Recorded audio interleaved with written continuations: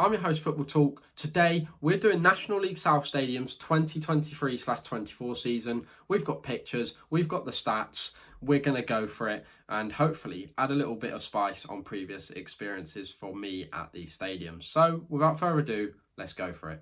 First up, we have Aveley FC. Aveley are one of the three newly promoted sides in the league this season. They play at Parkside Stadium and have a capacity of 3,500. Really excited to see how they get on this season because they've certainly not been in the league for many, many years. If ever, please, Aveley fans, let me know in the comments. Next up, we have Bath City, Twerton Park. Twerton Park has a capacity of 8,840. It's a fantastic old-looking stadium. I've been there a couple of times, enjoyed my visit every single time. Huge clubhouse and bar, just a really good fun day out, and I just love the nostalgic vibes going to that stadium.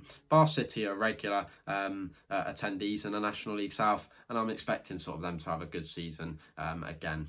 Next up, we have Braintree Town. We're recently in the National League just a couple of seasons ago after winning the playoffs, after finishing, I think, 7th in the playoff spots, which is unbelievable. So managed to win 3 games to get there.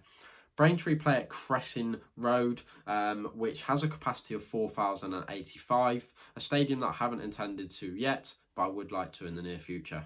Next up, we have Chelmsford's Melbourne Stadium, a capacity of 3,019. Not one of my favourite stadiums, and no means do I mean that because I'm a Dartford fan and they are rivals and they've just took our best player in Samir Carruthers off us. But it's mainly because the running track is a big put-off. I'm sure many people will agree. Nonetheless, it does have a really good stand located on one side of the stadium. But the running track is obviously just a major put-off, which, as I can see by the Mark Noble photo in the background, that's really, that's really ironic coming from a West Ham fan, isn't it?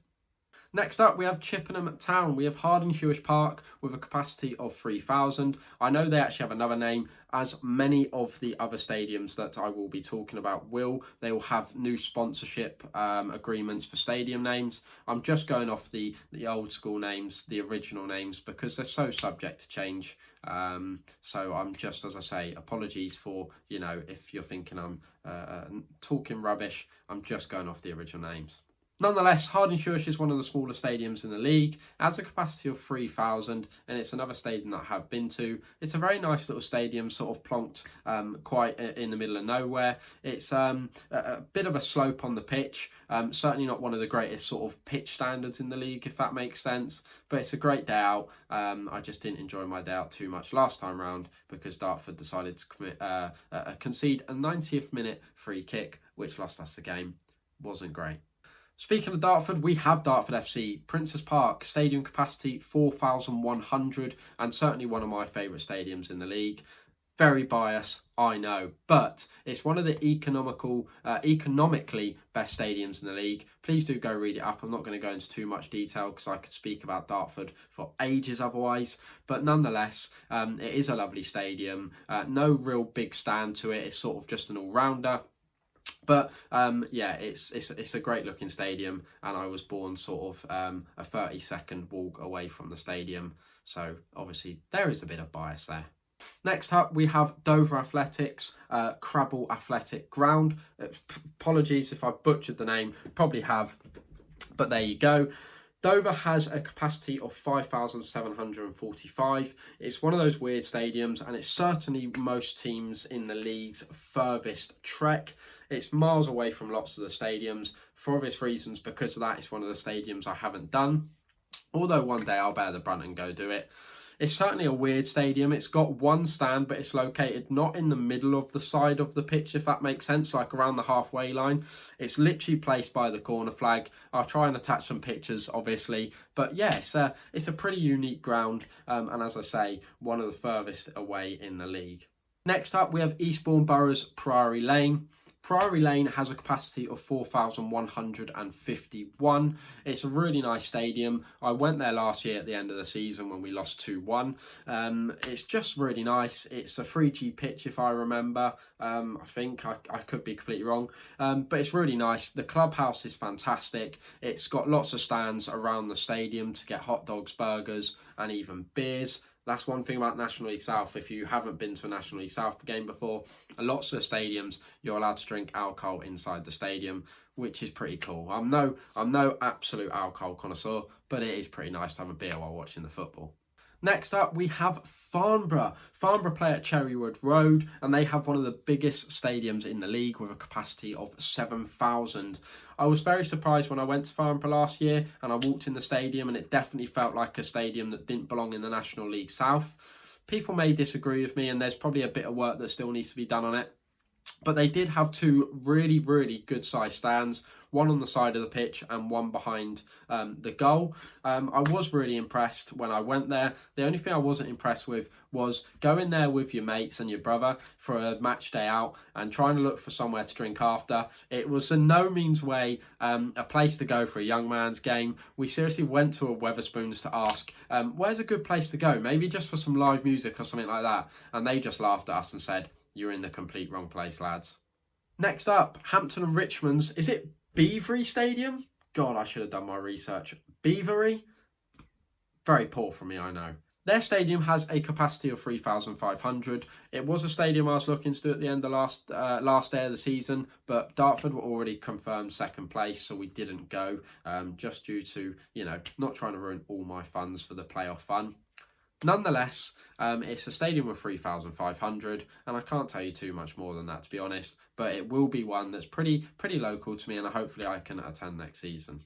Next up, we have Havant and Waterlooville's Wesley Park. It has a capacity of 5,300, which is a really good size, and obviously it's located around the Portsmouth area. They also share their stadium with Portsmouth FC Women, and it's actually a pretty nice stadium, and certainly one of the bigger ones in the league.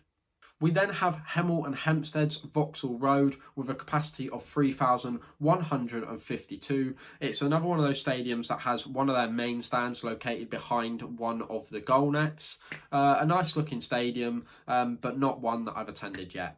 After that, we have Maidstone United's Gallagher Stadium. Bit of rivalry there as a Dartford fan, but Maidstone are going to be one of the favourites to make that playoff spot next year, and maybe even one of those to automatically go up. They didn't have the greatest National League campaign, obviously finishing rock bottom of the league, but nonetheless, they have a pretty new pitch laid down with 4G, a nice big stand at the back, and that is certainly a game that I will be looking to attend next year, or this year, whenever it is. Slough Town's Arbour Park.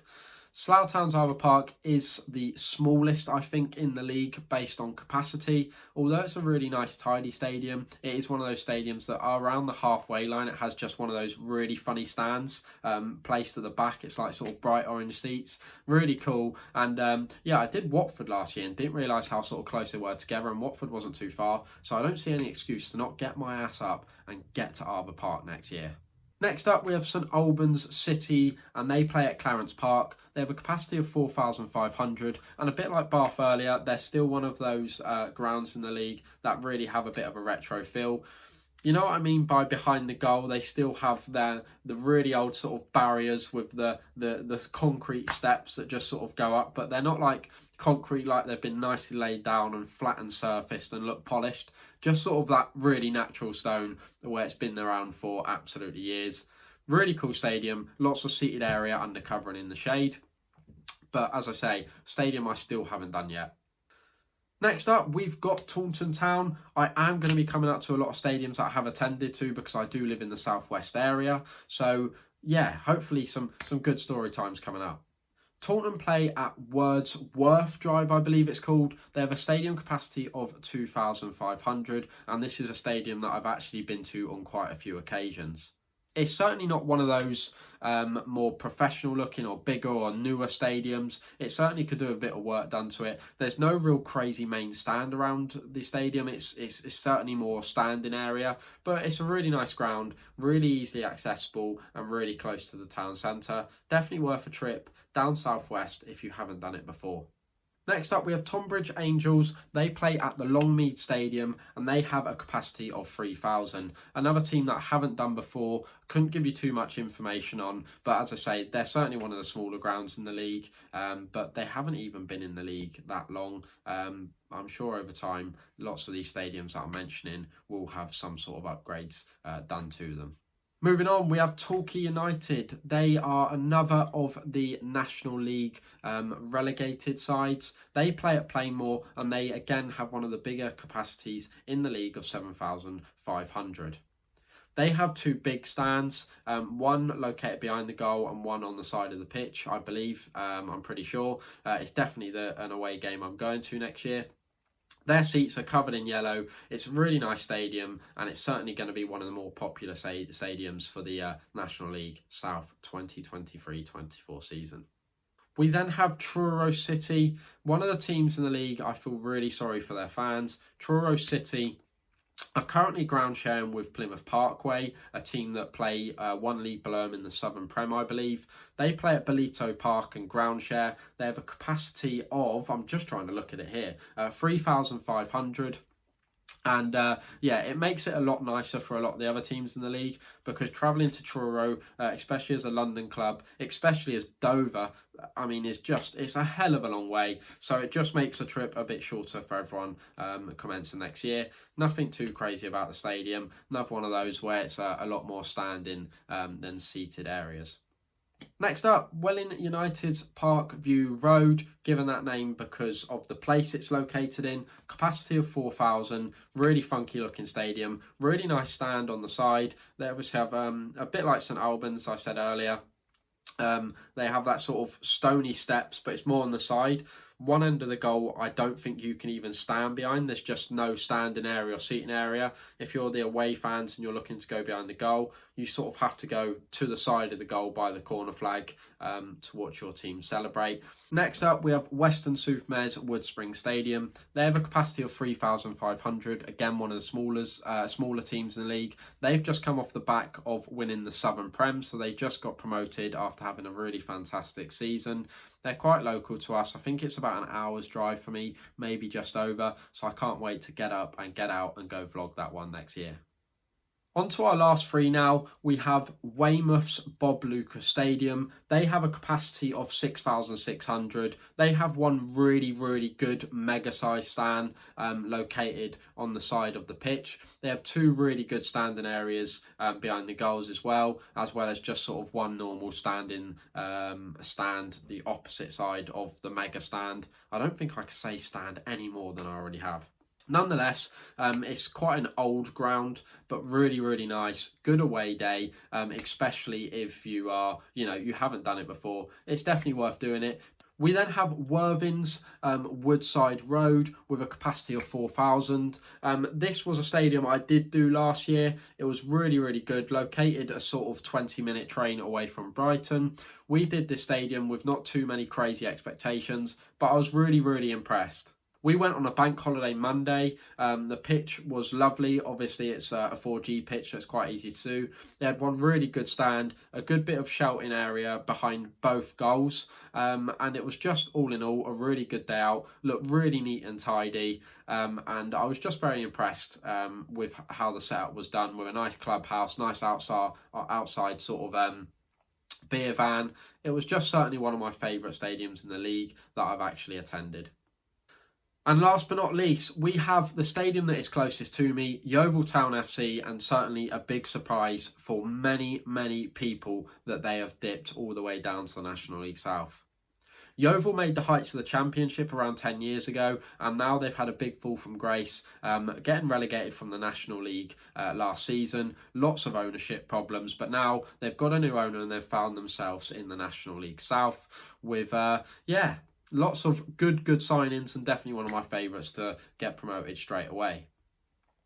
Yeovil Town have the biggest stadium capacity in the league. They have the only ground in which I would call is a proper football league ground, certainly at that standard anyway. They have a capacity of 9,566, and the stadium's called Hewish Park. It's got a stand either side, as well as a big Thatcher's Gold stand behind one of the goals, which is the standing area, as well as an unsheltered away area to stand up. But obviously I don't know how Yeovil are going to work it, if they're going to, follow the National League South rules of sort of letting people drink and alternate where they stand in the stadium. That's yet to be seen, but nonetheless, that is a fantastic stadium for lots of fans to go visit this season. I think it's definitely got to be one of the must-visit stadiums for lots of teams that have been in this league for a long time and are looking for somewhere new to go. There you have it. That is all 24 National League South 2023/24 stadiums shown to you, previewed hopefully slightly as best as I can. If I've got anything wrong in this video, please obviously do let me know in the comments. I haven't got it wrong on purpose. As I say, I've only been to a handful of these stadiums and I'm hoping to increase that a lot more and hopefully make this video even better for the next season. If you did enjoy, please make sure to press that like button. If you are new around here, please subscribe because I will be visiting a minimum of 10 of these in the upcoming season. Until next time, see you around. Bye.